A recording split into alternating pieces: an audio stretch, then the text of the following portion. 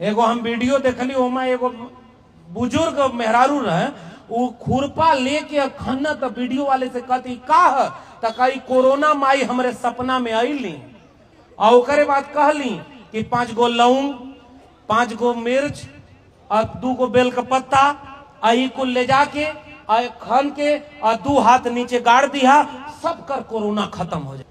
मतलब बतावा दुनिया जोने को वैक्सीन खोजत रहे, ओके हमरे यूपी बिहार के माई लोग सपना में खोजलनी कि कोरोना का विनाश कैसे करे के बाद। ये भैया ये कैसे भर डॉक्टरी की पढ़ाई कौन पढ़ल रहे। अब आप सोचिए कोरोना के समय गोबर का इस्तेमाल करना बढ़ा दिया। एगो आदमी बैठ के टीवी पर बोला कि अगर गोबर को, अगर आप गाय के गोबर को लीप लेंगे तो कोरोना नहीं होगा। दूसरा का आदमी बोला कि गोबर के, गाय के गोबर में नहा लेंगे तो आपको कोरोना नहीं होगा। तीसरा आदमी बोला कि गाय के गोबर के आसपास ही जीने लगेंगे तो कोरोना नहीं होगा। तो एगो दूसरा आदमी बोला कि अगर रोज आधा किलो गाय का गोबर खाएंगे तो एकदम कोरोना नहीं होगा। भाई आपको पता नहीं है, गाय के बछड़े को छोड़ दोगे और हलवा रख दो, गोबर रख दो, गोबर नहीं खाएगा, हलवा खाने चला जाएगा। तो जानवर को पता है क्या खाना चाहिए क्या नहीं खाना चाहिए। और इस बात को हम कह रहे हैं कि भाई आपको खाना है गोबर, आप खाइए। हम तो इस देश के किसान कमेरा लोग हैं जो खेत से अनाज पैदा करके लोगों का पेट भरते हैं। तो हम अनाज पैदा करके जब लोगों का पेट भरते हैं तो हमको पता है कि कौन सा अनाज किस फसल में होता है, कौन सा मौसम बदलता है, धान के कितना पानी चाहिए और गेहूं के कितना पानी चाहिए, ये दोनों का अंतर हमको पता है। ये हमारे, हमको गोबर नहीं खाना है, हमको हलवा खाना है, क्योंकि उसको हम अपने खेत में पैदा करते हैं। इसलिए भैया एक ही बात कहने आया हूं, अंधविश्वास और पाखंड से बचना जरूरी है। और बचना क्यों जरूरी है? जब तक इतिहास नहीं पढ़ेंगे, शिक्षा नहीं जानेंगे। इसलिए मैं आपको इतिहास बताने आया हूं।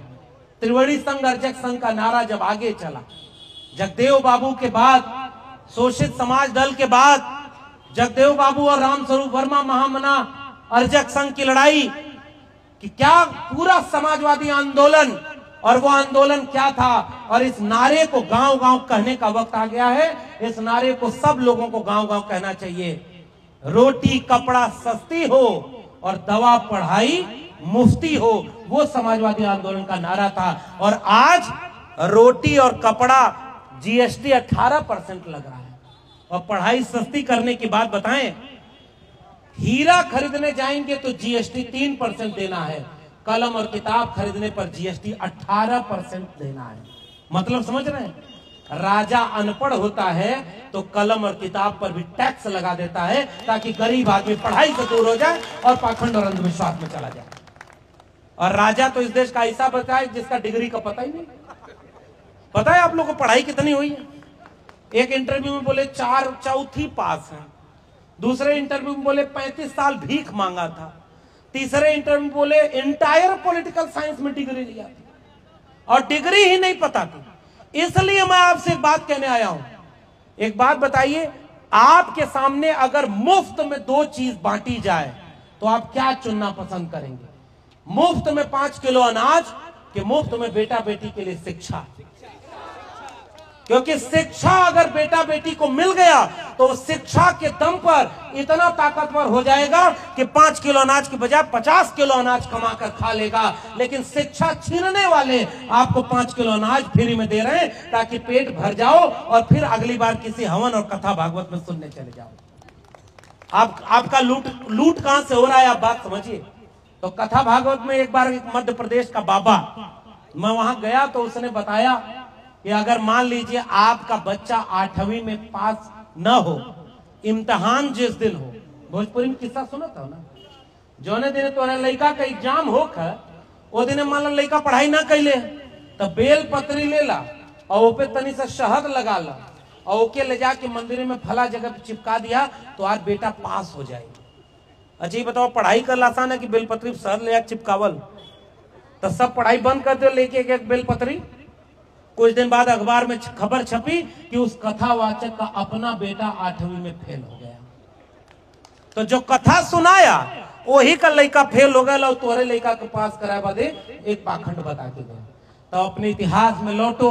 बिहार के लोगों, हमारे संघर्षों का इतिहास क्या था कि दो बातें हैं मोटी मोटी, हमें चाहिए इज्जत रोटी। हमारी लड़ाई स्वाभिमान और सम्मान की लड़ाई थी। खटिया पर बैठने नहीं दिया जाता था। क्यों नहीं बैठने दिया जाता था? गरीब देख करके कि जाति देख करके? बताइए, जोर से बोलिए। गरीब देख करके खटिया पे बैठने से रोका कि जाति देखकर? मूंछ रखने से गरीब देख करके रोका या जाति देखकर? ये मुख्य सड़क पर चलना नहीं है, तालाब से पानी पीना नहीं है, ये गरीबी के नाम पर था कि जाति के नाम पर? तो जाति किसने बनाई होगी? तो जाति जिसने बनाई उसने जाति के नाम पर हमको अपमानित किया। तब जाकर के इस देश में एंटी कास्ट मूवमेंट चला। महात्मा कबीर ने कहा कि तुम कत बाभन हम कत सूद और हम कत लोहू तुम कत दूध। अरे दो राह न पाई हिंदुन की हिंदुआई देखी तुर्कन के तुर्काई। तुम कैसे ब्राह्मण हुए और एक बूंद ते सब उत्पन्ना। कौन बाभन कौन सूदत? पैदा होने का तरीका सबका एक है, तो धरती पर आने के पहले किसको पता था कि कौन किस जाति का है? इसलिए जाति व्यवस्था इसलिए बनाई गई ताकि कुछ लोगों को पैर से पैदा होकर के दिखाया जा सके कि आप पैर से पैदा होने वाले हैं, अब खटिया से नीचे बैठेंगे।